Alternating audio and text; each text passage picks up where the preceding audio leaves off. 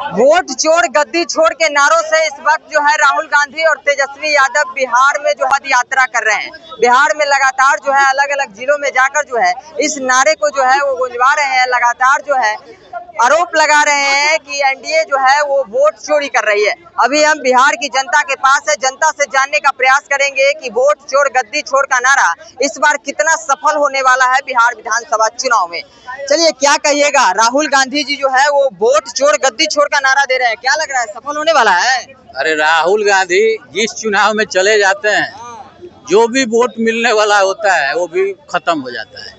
खत्म हो जाता है। अरे यार हरियाणा में गए थे तो जिलेबी का फैक्ट्री लगा रहे थे। अच्छा। हैं क्या हाल हुआ हरियाणा में? दिल्ली में 0 पर आउट हो गए। ठीक है, अब बिहार में आए हैं, बिहार में भी 0 पर कांग्रेस पार्टी आउट हो जाएगा इस चुनाव में। आपका वोट चोरी नहीं हुआ है? नहीं यार, किसी बिहारी का वोट चोरी नहीं हुआ है। लगा रहे नारा लगा रहे हैं। नारा लगाने से उसको कुछ ज्ञान है। वो तो अनुकंपा वाला नेता है। हैं? जमीनी नेता रहता तब न जानता कि हाँ वोट कैसे जोड़ा जाता है। किसी भी गांव में राहुल गांधी बोले कि हाँ फलाने गांव में चलिए, अगर 10 गो नाम कटा हुआ दिखा देगा तो जो कहिए सो। वोटर खुद एक्टिव है। बीएलओ जो है एक बूथ पर एगो है। कितना बूथ पर, एक बूथ पर कितना वोट होता है? 700 800 या 1000 ज्यादा से ज्यादा। कंप्लीट करने में कितना दिन लगेगा? 10 दिन में सब कंप्लीट हो जाएगा। और डोर टू डोर जा रहा है बीएलओ, हर घर पर जा रहा है। सब आदमी एक्टिव है कि हमारा परिवार का एक भी वोट कटना नहीं चाहिए। हैं? थोड़ा भी दिक्कत हो रहा है वो अपने बीएलओ से बात करके सब कंप्लीट कर दे रहा है। पहले कहते थे कि ईवीएम है, फिर वोट चोर, आप कहेंगे फिर... अरे यार तो ईवीएम है वो तो कहता था है चुनाव के बाद, लेकिन वो तो बहुत पुराना हो गया। सब वोटर समझ गया कि तो जब हारता है तो कहता है कि ईवीएम हैक हो गया है। तो अब नया बहाना देखिएगा, जिस दिन रिजल्ट होगा वो दिन शाम में देखिएगा राहुल गांधी का प्रेस कॉन्फ्रेंस। हम कहे थे ना कि वोट चोरी हो गया, इसीलिए हमको 0 सीट आ गया बिहार में। तेजस्वी यादव भी नारा लगा रहे कि इस बार हमारी सरकार बनेगी। लालू जी को देखे जाकर कह रहे तेजस्वी यादव जिंदाबाद, राहुल गांधी जिंदाबाद। राहुल देखिए, लालू जी कोई गलत कह रहे हैं। हमारा भी बाप यही सोचते होंगे कि बेटा कलेक्टर बन जाए।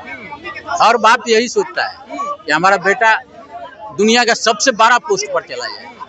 लालू जी भी अपने बेटा के बारे में सोच रहे हैं, कोई गलत तो नहीं कर रहे हैं। लेकिन तेज प्रताप यादव तो भारी पड़ रहे हैं तेजस्वी यादव पे। लगातार कह रहे हैं कि एसआईआर का विरोध करने से कुछ नहीं होने वाला है, झूठ मूठ का यात्रा निकाले हुए हैं। देखिए, उस घर का राजनीति हमको समझ नहीं आया। अच्छा। बिहार का राजनीति का बात नहीं कर रहे हैं, उस परिवार का राजनीति।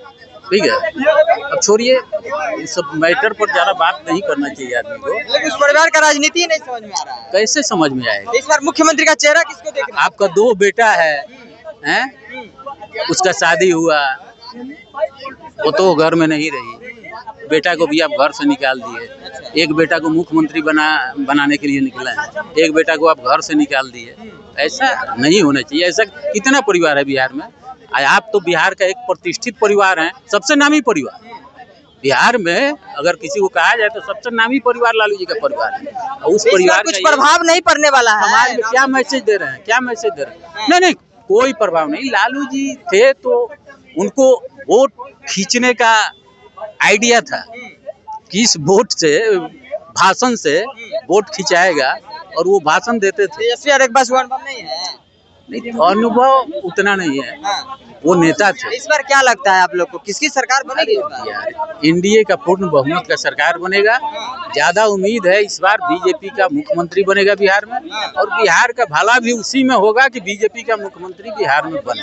चेहरा कौन है? कह रहे हैं तेजस्वी यादव कोई चेहरा ही नहीं है बीजेपी में, आप कह रहे हैं बीजेपी का मुख्यमंत्री। बीजेपी में कौन एगो पैदा होता है चेहरा? बीजेपी में तो 1000 चेहरा है बिहार में।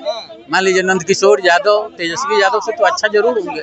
नित्यानंद राय भी तेजस्वी यादव से अच्छा है कि नहीं? रामकृपाल जी हैं, है ना? नवल किशोर यादव हैं, एगो राजीव प्रताप रूढ़ी का नाम सुना है? 7 बार सांसद रहा है, बिहारी है, 2 बार केंद्र में मंत्री, पायलट, वकील, प्रोफेसर। इतना चेहरा है बीजेपी में? अरे यार उतना किसके पास है? डिग्री है किसी के पास? पायलट भी है, प्रोफेसर भी है, वकील भी है, 7 बार सांसद रहा, 2 बार केंद्रीय मंत्री रहा। उतना अनुभव किसके पास है? चलिए, इस बार एनडीए की सरकार बनेगी, क्या कहिएगा? वोट चोर गद्दी छोड़ नारे से इस वक्त पूरा बिहार गूंज रहा है राहुल गांधी की यात्रा। कौन सा नारा? वोट चोर गद्दी छोड़।